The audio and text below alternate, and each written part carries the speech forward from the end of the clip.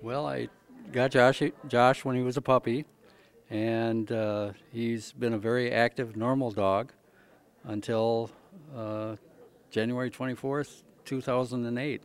And I brought him in for a regular checkup with his normal veterinarian, and she noticed that he was somewhat lethargic. She noticed that he just wasn't being Josh. We went in for a regular checkup, and I made the comment that he had been somewhat off for a few days. I thought he was just having a bad few days, and she picked up on it, and she said, "I think we should run some tests."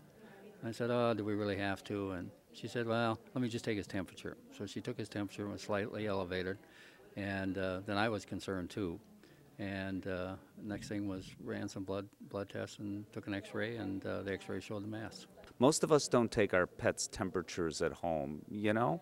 And it's that first, sometimes, that first initial generalist who says, I've caught something.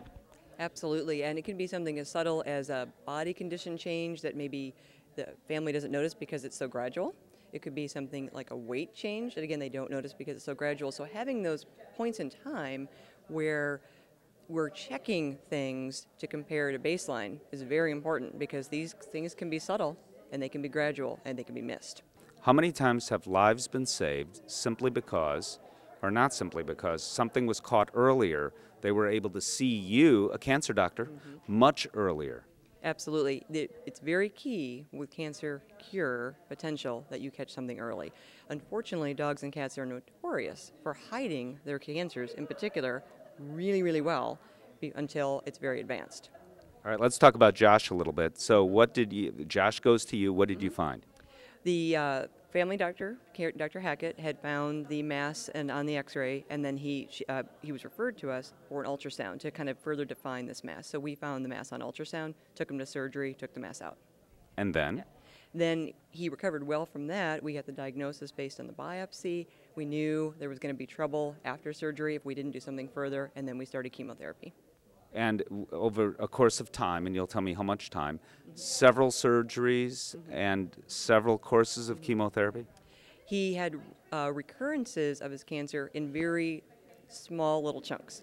He'd have one tumor recur, and then 6 months later another, and then maybe a year later another. So he had these very intermittent recurrences that we would just deal with each time as they came up. And it's been over about a 2.5-year period.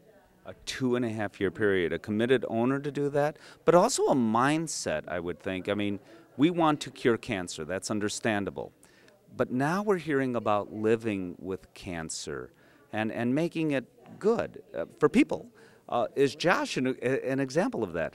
Josh is a perfect example living with cancer because he has it and has had it the entire time on some cellular level for 2.5 years. And if you look at him, you would never know.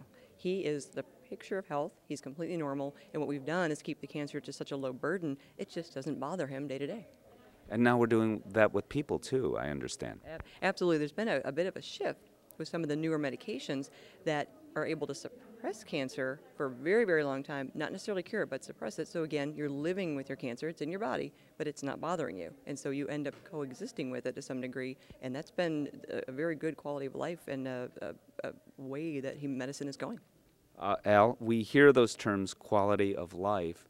You literally have found a way to define it by counting the days that were good for your dog and the days that weren't so good. I was amazed by that. Tell me. Well, it all started. I just wanted to know. I didn't want to make the decision and put him through too much. So I started keeping track of it just because I didn't want his life to be burdened with pain and suffering. And since I started, I just kept doing it. And every morning I get up and realize this is day 867, and it's going to be a pretty good day, we hope. But I'll make that determination tonight. And so far, it's been great. Do you remember the exact numbers?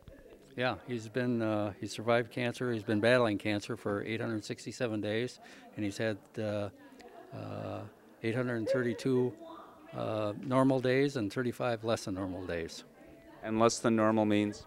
Less than normal means days of surgery, days following surgery, or days he had a negative reaction to chemotherapy.